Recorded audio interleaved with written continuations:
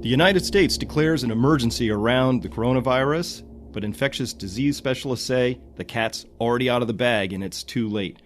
Good morning, this is Chris Martinson of Peak Prosperity. It is February 1st, about 9:40 in the morning. This is your coronavirus update. Let's go straight to the numbers. The first thing we've got is case count this morning of 12,024. Deaths reported at 259. We have strong reason to suspect that both of these numbers are actually very low, much too low. But let's take them as given. Here's where it stands against the model that I've been putting forward, which was a very simple model. Said, hey, what if we had a 40% rate of increases for the cases? That's something that we've actually seen, and the serious complication rate, trying to get a hand around that. So the model tracked pretty well here on the first day out of the gate, because this was day 0. Those are actual numbers that were reported.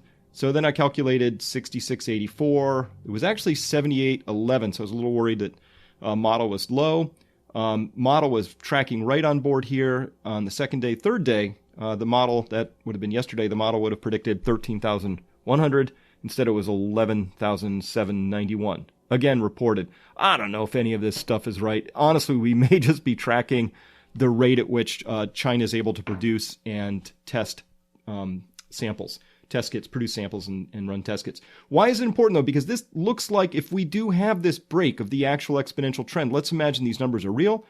This is actually really good news, and here's why. If we look at Ebola virus epidemic in West Africa, very different virus, very different sort of containment strategies, but this gets the idea across. Again, we're on a log scale here, and over time, only appropriate way to display this sort of information.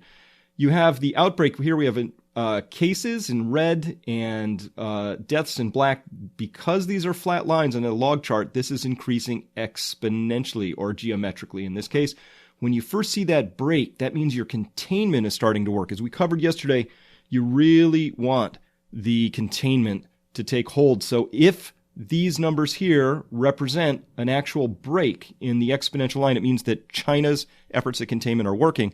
That would be very good news. Okay, moving on. The U.S. finally declares this emergency. And we saw also that we now have a 7th U.S. case of coronavirus confirmed in Santa Clara County.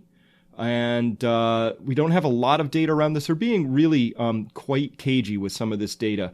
But at any rate, we now have 3 cases confirmed in California, 2 in Illinois, 1 in Arizona, another in Washington State, right? So I guess a little bit West Coast sort of biased on that right now.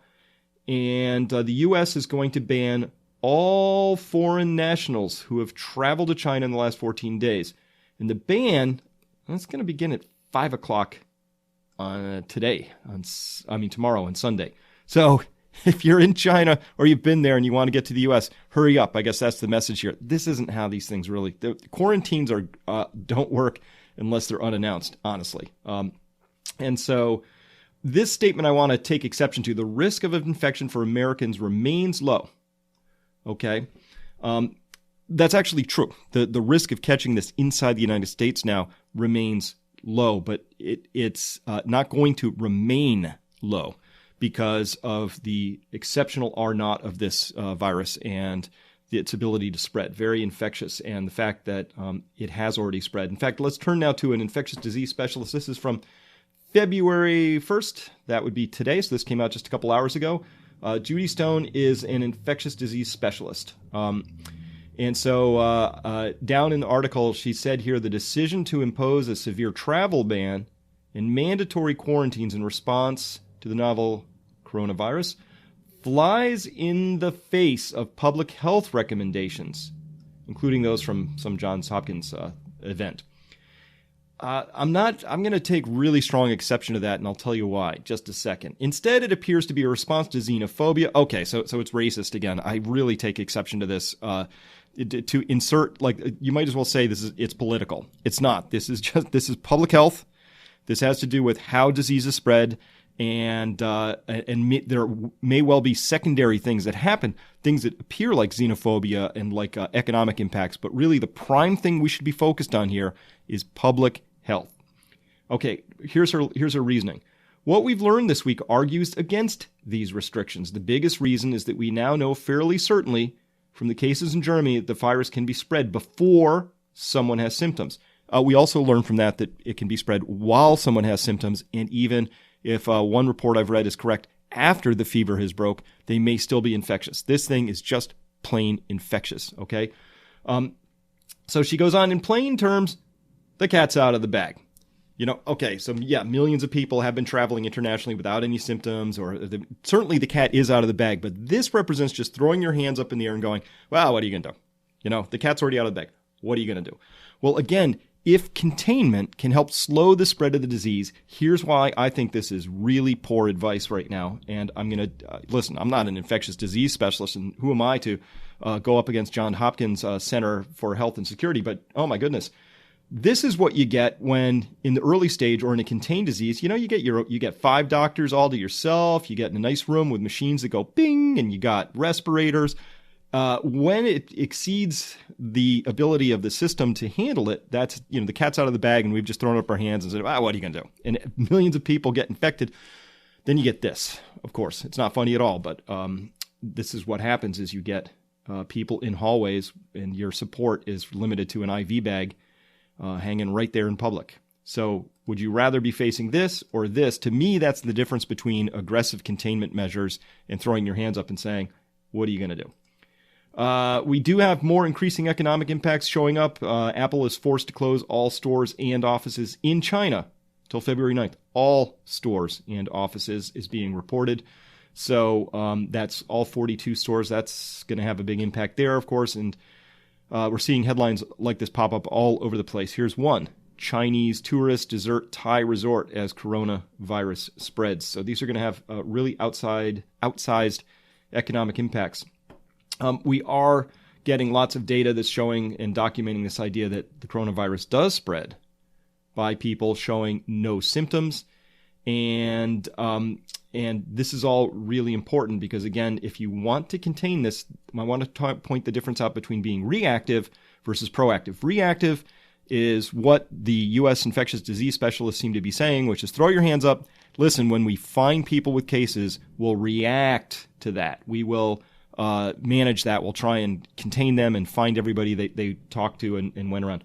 Proactive is saying we're going to prevent people from moving because we don't know who actually might have this disease, and that's what you do. And remember, with an R0 that's at 4, these things get out of control really quickly. So containment, just so you don't swamp your medical system, seems to be important. I'm seeing a lot of stuff like this. Stephen McDonald says, but significantly, the mortality rate with this coronavirus is lower than SARS. So easier to catch, but not as deadly. With SARS, more than 700 dead from 8,000 infections. This is a BBC China correspondent. So a lot of people following this person. Sounds good, right? Remember, we sort of debunked this with this chart earlier, which says you can't just divide current deaths into confirmed cases by confirmed cases and get a death count. This is all said and done. This is still ongoing. So here's a quick little model I built to just help explain that. We have here a death rate. It's at 6.5%, which came out of that study. Is it right or wrong? I don't know, but we're just going to use it for demonstration. But it did come out of that study from China. It has a lag in days, 5, I'm saying here. And I don't know if that's right or wrong, but I'm saying you don't get this illness and die on day 1. So let's imagine we had 1,000 cases on day 1 of this study here. No deaths are reported because you need 5 days to pass. So the reported case fatality rate would be 0%. We go along, day 2, same thing. No deaths. Day 3, no deaths. Day 4, no deaths. Day 5, it takes 5 full days for this to express, so no deaths. But on day 6, we're seeing 65 deaths. You divide 65 by 5,378, and you got a 1.2% death rate. But the actual CFR has not changed. It's actually 6.5% the whole time. All right? So that's why you can't just do what Stephen McDonald did here. You can't do that. That doesn't make sense. All right. We're seeing a lot of this too, which is, this is showing up, of course, on my Twitter timeline. Nothing like promoting the MSM mass hysteria over another supposed pandemic that will largely be forgotten about in a week. Hey, look, people apparently panicked about these things. I'll be honest, I didn't send out a single alert about any of these to my listeners because none of them were of any concern to me. because we didn't have numbers like this. Remember, this is nothing like the flu, so you can't really compare this to H1N1. It's totally different, particularly in H1N1 to nCoV. And oh, by the way, this was what I put 2.5 to 3.5. Is it now 4.08? That's what we talked about yesterday. All right. Here's a conclusion for today. The cases may have broken that exponential trend. That would be very good news. The data from China is completely missing or untrustworthy at this point. We have to look at it with a lot of suspicion. The U.S. finally declares an emergency, and later today will block all inbound traffic from China and people who have traveled to China. But I got to ask the question, what about people who go somewhere else first, then to the U.S.? You're going to hope you're going to have to catch that on the passport during their time into the traveling in. The cat's out of the bag is what we're being told now, and that there's no way of stopping this anymore. But I'm telling you, we can still slow it down, and that would be great. And many people are still trying very hard to resist accepting that any of this is true. They continue to spread wrong, false, misleading comparisons in their attempt, I believe, to calm their own fears, not to be actually publicly helpful. All right, that's your update for today. Thank you for listening.